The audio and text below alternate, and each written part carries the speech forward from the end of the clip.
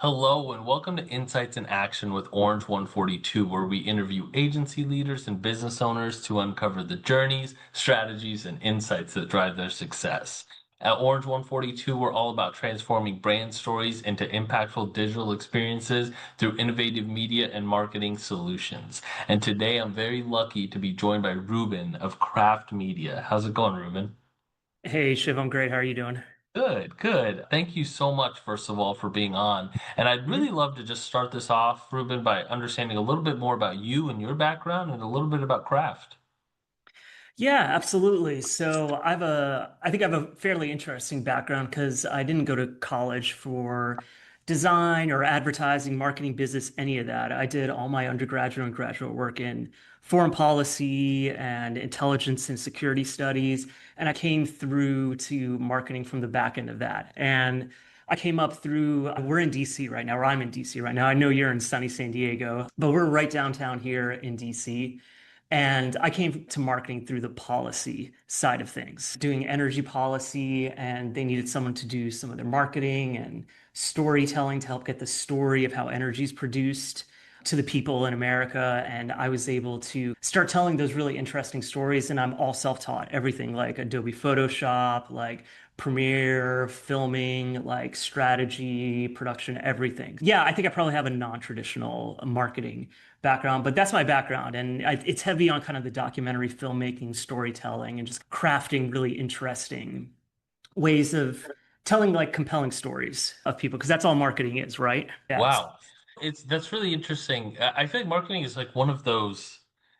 It's like one of those industries where people come from various different backgrounds, and that's what makes it so versatile and unique. You talk to construction guys I used to work in, I did marketing for a construction company, and all like their dad was a construction guy, their grandpa was a construction guy. But in marketing, you have people from really all over. There are some people who are just like, "Yeah, I started in marketing, I'm going to end in marketing, whatever." But then there's these people that, like yourself, that bring this like the new thought into marketing. And I'm curious, like, how does that, your education and your initial background, what role does that play in the marketing work that you do now? Yeah, especially here doing the work we do in DC, here at Craft, we're a full service, I'd say like a strategic communications agencies. So we help everything from like brands to associations to causes, all kinds of different groups and organizations to tell their story, to influence opinion, and I guess like drive impact. I know that sounds really buzzwordy, but that's really what we do because I used to work in New York. I worked in a beauty and fashion and agency, and there we sold things, right? So we sold like beauty products, we sold sneakers, we sold headphones, stuff like that. But here we sell ideas, right? And I think coming from an idea, from a background of I understand ideas. You've been convinced of ideas before, so you understand how to convince other people. Like I had to write all kinds of papers. I had to write a dissertation. So I understand how to tell that story. And all that takes then and what we do here is we take these like complex stories and ideas and we're able to synthesize them and tell them in really compelling ways. And that's where the creative comes in, for me especially. Instead of just saying, yes, we think you should vote for Bill X, Y, or Z, we go out and we find someone that's been affected by something that the bill is trying to fix, right? And then we tell that story and we tell it in a really impactful, emotive way. We don't tell people to vote for something, or we don't tell a congressman to pass a bill. We say, hey, this is a person that's going to be affected by this bill if it passes. This is somebody that's going to have their lives made better, or this is somebody that's going to be able to run a business better because of something you do. And for me, selling the idea and selling something that can make someone's life better, I think is really cool and it's really fun and I really enjoy it. And that's where having all those different backgrounds comes in because we have people that come from like the news background that understand that portion. I come from like energy and policy and foreign policy background that kind of like influences a lot of what we do here. And everyone's coming together and having their own ideas and putting them together into one kind of really interesting pitch that we talk to clients about to help them tell their stories. Yeah, wow, that's really interesting. And you mentioned a couple of things there. You're helping shape perception and drive impact. And I love how you guys really find somebody that like you can shape a story around. But what does moving the needle look like for your clients today? It really depends client to client. It's an Mhm. interesting thing because whenever we're putting together a pitch, whenever we're putting together a proposal, anything like that, we try to think, what does moving the needle look like? Does it mean that a certain bill passes or doesn't pass? Does it mean that someone in the administration makes a decision or doesn't make a decision? Or even sometimes we're doing like a brand lift study, thinking, okay, this is what these people cross section of America thought about the brand that this association represents before, and we did all this marketing and all this advertising work, and now this is what they think about it now. So it's all about that kind of moving the needle. It can mean so many different things to so Yeah. many different people here, and that's the interesting part because one of my biggest clients here, I'm actually the account director for it, is the Washington Ballet, right? Yeah. So I think the interesting thing about it is that you're trying to it's not just about selling tickets. That's the core message, right? But it's also about getting people to get into the ballet. The ballet skews older, right? Like the attendees. So you've got young people that need to start going to the ballet and need to get into it. And that comes down to selling tickets that are maybe a little cheaper or creating ballets that younger people want to go to, performances that they want to go to with different voices, different perspectives than a traditional ballet. And I think that's really important. And I love that kind of dual purpose. You're selling tickets, but you're also shifting perceptions about the ballet. And I love this. First of all, I love the way that you describe moving the needle, but there's also the subtlety to it. You know what I mean? Because in this example, there could be a marginal lift in ticket sales, but the if in that marginal lift, the vast majority of people who bought were young people, that actually even on paper, even if on paper it doesn't look that huge, it's actually huge because the assumption is right that you move the needle enough that you got young people into the ballet, and then because they're young, they're going to have a lot like a longer lifetime value. They're probably going to come back. They're going to bring friends and all of that stuff. And so in that way, you move the needle. But on paper, it doesn't look like that. So it's a subtlety, and you're right. It means different things to different people. Yeah, exactly. And when you think about like specifically to the ballet, you think about these young people that are starting out there just out of college. I remember I got into theater here in DC. I moved to DC and there's this theater company called the Woolly Mammoth Theater Company. It does like weird, I don't know, different types of plays, right? Not your traditional type of play. And they would sell tickets for $5. And when I was fresh out of college, living in an expensive city like DC, that $5, I would go. And now I'm a member there. Like I go Right. all the time because I have Right. that brand affinity, right? I'm Right. like, oh, I've got affinity to the Woolly Mammoth Theater, so I'm Mhm. going to get season tickets now that I can afford to do that, right? Yeah. Yeah. Wow. That's a good point.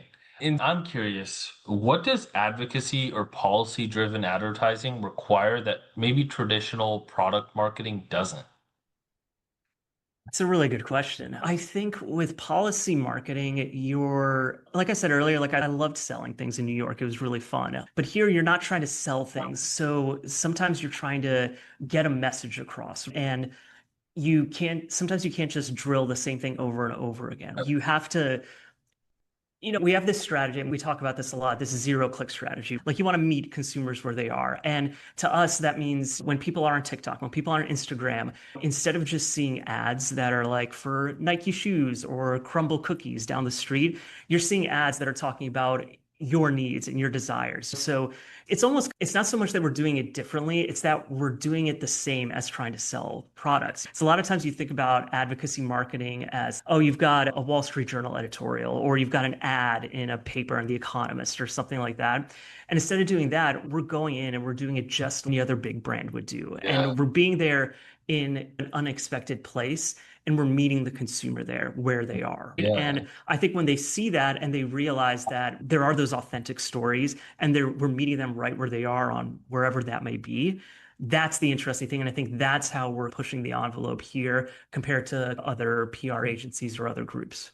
Yeah, yeah, it's really interesting. In both scenarios, I think storytelling is so powerful, but you're really attracting, like, you're appealing to a different part of the brain when it comes to advocacy driven marketing versus product driven marketing. But the constant is the same. The story is so powerful. And I think a lot of agencies, I think a lot of brands typically forget that when they're trying because you get so lost in these KPIs. And it might when you guys are looking at your KPIs for some of the work that you do, it's probably a little bit different. But it's not this like how many conversions did we drive in a lot of cases. It's you're looking at different things. And so what the different things that you look at, that's what gets measured. So that's really interesting. I've never worked in the like the policy marketing or any of that world, but it seems like a very interesting challenge.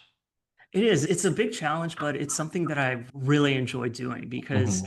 I feel like selling ideas actually can make a huge difference. You're selling, and I believe in a lot of the stuff we do here, right? Like I'm trying to do something that I think works and I'm trying to create a better world. And that allows me to have an outsized impact. It allows us to have an outsized impact on the kind of world we live in and the world we create, which is a responsibility, right? Yeah. You have to be careful about what you're doing, but I think it's so crazy that I get to do this every day. It's really cool. Yeah, yeah, definitely.